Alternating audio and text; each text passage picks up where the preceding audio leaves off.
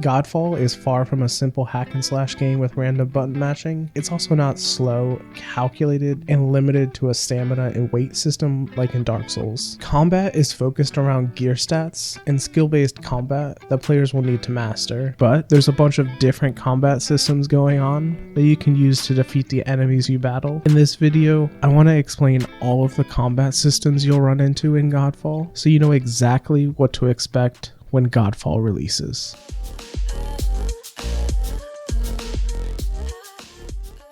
Hi guys, I'm Legionless and this channel is about helping you enjoy your games more. If you want to enjoy your games more, subscribe to the channel where a lot more Godfall content is coming in the next couple days, including how loot is going to work in Godfall. There's a bunch of different systems going on at the same time in combat, all of which are going to be ways that the gear you get and the stats you roll on all of your gear can affect. The goal of so many systems is to create a fast-paced combat experience that keeps you moving, keeps you fighting, and rewards you for improving your skill in combat. You're going to be fighting multiple enemies at the same time, so a slow, more calculated combat system like in Dark Souls isn't really going to work in Godfall. Monster Hunter World is probably the closest to what you'll expect, especially with how you can really master a specific weapon in Monster Hunter, and what someone who's mastered dual blades can do is going to be really different from someone that's only okay or below average with dual blades. Really, all of these systems are designed to be different tools to appeal to any type of player. The first combat system is fairly straightforward and not really something new if you're familiar with the looter shooter genre already. Weak points are specific areas on enemies that are usually available after an enemy has attacked. The developers have admitted that this system was designed as an incentive to avoid button mashing. To take advantage and exploit a weak point, first the enemy has to reveal it to you. It'll look like a reticle, and when you aim at that weak point and attack it, you'll do a certain effect, which you'll be able to completely customize your build into exactly what will happen. Some examples given are bonus damage, stuns, knockbacks, heals to you and or nearby teammates, or even projectiles or explosions that hit other nearby enemies. You're not going to be able to hit more than one weak point at a time, since you need to specifically aim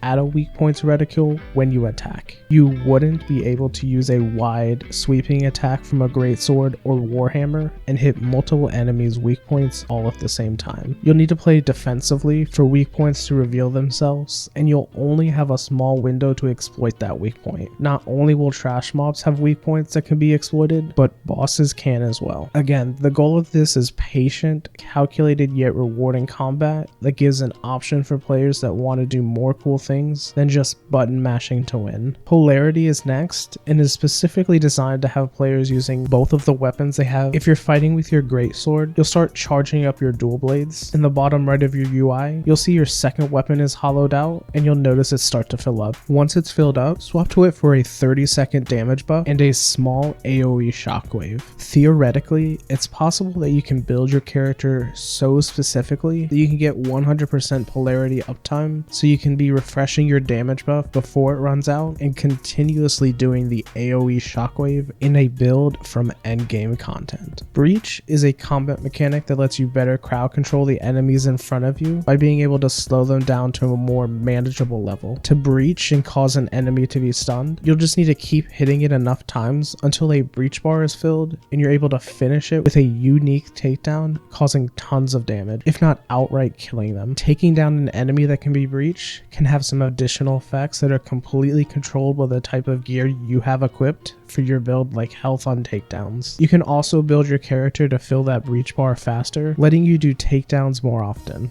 Soul Shatter is like a finisher bar on an enemy's health bar. If you have a red bar of health, as it gets depleted by you doing damage, it's also starting to fill from the right with white. Once that bar is completely white, you can perform a Soul Shatter, which can only be done by performing a power attack. Light attacks will not cause a Soul Shatter. What's really exciting about Soul Shatters is that it's a little explosion. The enemy you Soul Shatter just blows up. Depending on how you build your character, you can change how quickly you fill the Soul Shatter bar, as well as what happens when you perform a Soul Shatter. Everyone has a shield that's used to block attacks, and if you time the block correctly, you can perform a parry. As with all of the other combat systems, you'll be able to spec into certain effects with your gear, but you can also use skill points to do more with your shield. Some examples we've heard of are when you throw your shield at an enemy, and when the shield connects, you can hit your shield throw button again, causing you to dash towards the enemy. Inversely, if you throw your shield, when it flies back to you Captain America style, when you catch your shield, you can trigger an AoE shockwave around you by pushing your shield throw button again. The shield is designed to give some defensive and offensive abilities to your combat. Godfall's version of a super or an ultimate is called Archon mode. In Archon mode, the passive ability of the Valor plate you're using gets increased substantially. You can do some sort of special ability. For example, Aegis Horn's passive is a flat damage reduction, which gets increased in Archon mode, plus he summons 3 allies, and he has an AoE for himself and nearby allies that reduces